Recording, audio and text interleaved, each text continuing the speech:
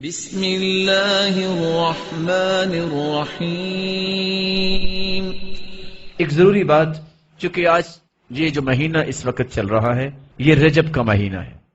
رجب کے مہینے میں ایک نہیں 20 ایسے اعمال، 20 ایسی عادات، 20 رسم و رواج مسلمانوں میں آ چکے ہیں، لیکن ابن رجب رحمت اللہ علیہ انہوں نے جو کتاب لکھی ہے اور اجماع امت سے جو بات ثابت ہے کہ رجب کے مہینے میں کوئی بھی ایسا عمل جو بیان کیا جاتا ہے اللہ کے رسول سے ثابت ہی نہیں۔ تمام کی تمام احادیث اما موضوعہ او مکذوبہ او ضعیفہ، یا تو وہ جھوٹ ہے یا من گھڑت قصص ہے یا اللہ کے رسول صلی اللہ علیہ وسلم سے وہ ثابت ہی نہیں۔ اس لیے رجب کے بارے میں جو مسلمانوں نے ذہن بنا رکھے ہیں کہ رجب میں فلاں کنڈے ہوں گے، فلاں یہ ہوگا، فلاں یہ ہوگا، رسول اللہ صلی اللہ علیہ وسلم نے کوئی ایسی تعلیمات مسلمانوں کو نہیں دی۔ اور مسلمان کا منہج یہ ہونا چاہیے، اگر اللہ کی کتاب میں کوئی حکم ہے، اللہ کے رسول کے فرمان میں کوئی حکم ہے، تو پھر کسی مسلمان کی جرت نہیں کہ اس کا انکار کر دے، اور جو قرآن و سنت سے ثابت نہیں ہے اس کو کرنے سے کبھی بھی اللہ کی رحمت کا انسان مستحق نہیں بنتا، بلکہ اپنے آپ کو مجرم بناتا ہے۔ حدیث کے الفاظ ہیں من عمل عملا لیس علیہ امرنا فہو رد، ایسا عمل جو اللہ کے رسول نے نہیں کیا، جو صحابہ کو حکم نہیں دیا، کوئی ایسا عمل نیکی کی نیت سے بھی کرتا ہے تو مردود ہے۔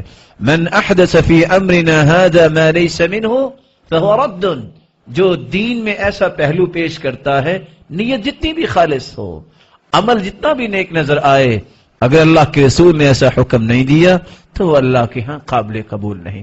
رسول اللہ صلی اللہ علیہ وسلم کی جو صحیح مسلم میں روایت ہے، میں وہ سنا کے بات کو ختم کرنا چاہوں گا اور اس حدیث میں آپ کو شریک کرنا چاہوں گا۔ روزہ رکھنے کا ثواب کیا ہے؟ کون بتائے گا؟ روزے کی دو قسمیں ہیں، فرضی روزہ جو ہوتا ہے نا، الصوم لی وانا اجزی بہ، اس کا تو اللہ ہی اجر دیں گے، ان لمیٹڈ ہے، وہ اللہ ہی جانتے ہیں۔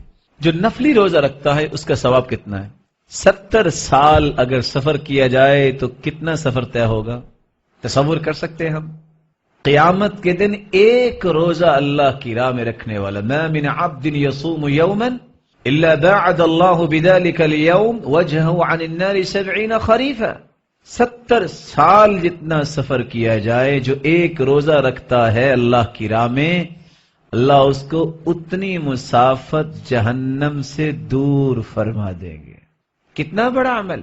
صحابی جس کی ایک گھڑی اللہ کے رسول کے ساتھ ایمان کی حالت میں گزری ہے اور ایمان کی حالت میں وہ دنیا سے گئے، کیا پوری کائنات کی عبادت اگر جمع کر دی جائے تو اس ایک گھڑی کے اجر کے برابر اجر مل سکتا ہے؟ نہیں۔ ساری دنیا کی نیتیں آج اکٹھی کر لی جائیں، صالح سے صالح نیت، کیا کسی صحابی کی نیت کا مقابلہ ہو سکتا ہے؟ صحیح مسلم کی روایت ہے، رسول اللہ صلی اللہ علیہ وسلم کے ساتھ صحابہ جا رہے تھے، فلما بلغ قراع الغمیم، جب قراع غمیم جگہ پہ پہنچے آپ نے فرمایا افطروا، روزہ افطار کر لو۔ روزہ رکھا ہوا تھا، روزہ افطار کر لیا گیا۔ قیل ان بعض الناس قد صام، خبر پہنچی کہ چند صحابہ نے روزہ نہیں افطار کیا۔ پوچھا وہ کیوں؟ کہا ان کا کہنا ہے کہ اللہ نے ہمیں بڑی طاقت دی ہے، اگر جہاد کی ضرورت پڑی تو ہم لڑائی بھی کر سکتے ہیں، لیکن ہم چاہتے ہیں جو روزہ رکھا تو پورا کر لیں۔ یہاں رکیے، روزہ، صحابی کی نیت اور صحابی، کہ ان تینوں چیزوں کا مقابلہ دنیا میں آج ہو سکتا ہے؟ اور حدیثیں آپ سن چکے ہیں۔ رسول اللہ صلی اللہ علیہ وسلم کو جب یہ خبر ملی تو آپ کی زبان اطہر نے کیا بولا؟ فرمایا اولئک العصاة، اولئک العصاة، یہ گنہگار ہیں جنہوں نے روزہ نہیں چھوڑا۔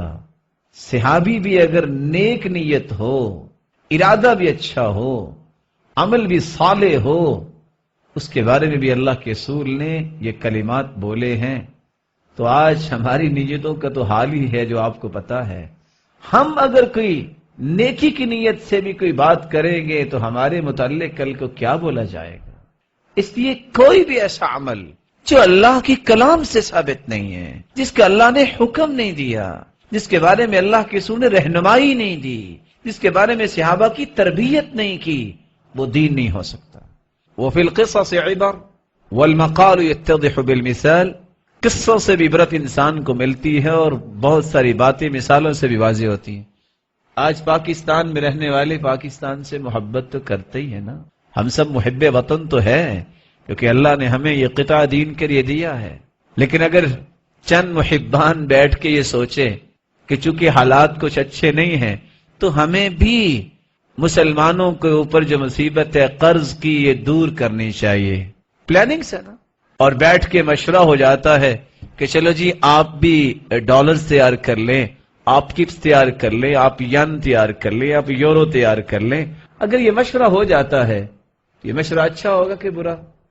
اچھا ہی ہوگا نا، کہ چلو ہم بھی قرض اتارنے میں مدد کرتے ہیں انتظامیہ کی، وہ بھی تو ہمارے لیے سوچو بچار کرتے ہیں نا۔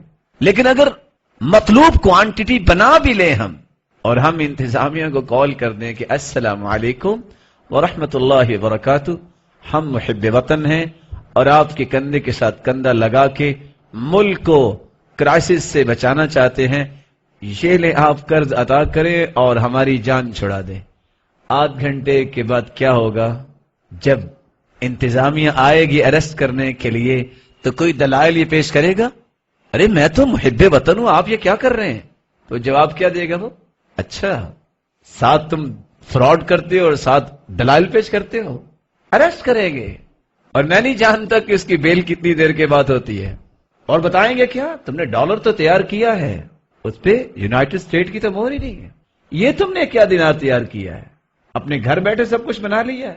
زندگی کے اندر یہ اصول یاد رکھیے، کوئی بھی ایسا عمل جس پہ قرآن و سنت کی مہر نہیں ہے وہ قیامت کو اریسٹ تو کروا دے گا، جتنا بھی اچھا عمل ہوگا تمہیں چھڑا نہیں سکے گا۔ ایک ہی کرائیٹیریا ہے اللہ کے ہاں، معیار ہی ایک ہے، اللہ کا کلام، اللہ کے رسول کا کلام۔